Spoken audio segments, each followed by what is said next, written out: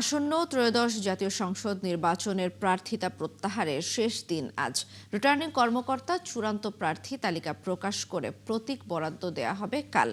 22 ফেব্রুয়ারি থেকে শুরু হবে জাতীয় সংসদ নির্বাচনের প্রচার। প্রার্থীদের ক্যাম্পেইন চলবে আগামী 10 ফেব্রুয়ারি সকাল 7:30 পর্যন্ত। সেদিন থেকেই সন্ত্রাসীদের গ্রেপ্তার ও অবৈধ অস্ত্র উদ্ধারে রাজধানীতে জোরালো অভিযান শুরু করবে ডিএমপি। রবিবার 18 জানুয়ারি শেষ হয় মনোনয়নপত্র গ্রহণ ও বাতিলের আপিল শুনানি। এদিকে 22 জানুয়ারি সব ভোট কেন্দ্রের গেজেট প্রকাশ করবে ইসি। 28 জানুয়ারি আইনশৃঙ্খলা বাহিনীর সঙ্গে ইসির বিশেষ সভা ডাকা হয়েছে। এছাড়া 1 ফেব্রুয়ারি আইনশৃঙ্খলা বাহিনীর অর্থ বরাদ্দ ও নির্বাচন কর্মকর্তাদের পর্যবেক্ষক হিসেবে নিয়োগ দেওয়া হবে। 2 ও 3 ফেব্রুয়ারি ব্যালট ও নির্বাচনী সামগ্রী মাঠ পর্যায়ে পাঠানো শুরু করবে ইসি। সবকিছু ঠিক থাকলে ভোট গ্রহণ হবে 12 ফেব্রুয়ারি। এদিনে অনুষ্ঠিত হবে রাষ্ট্র সংস্কারে জুলাই সনদের জন্য আয়োজিত গণভোট।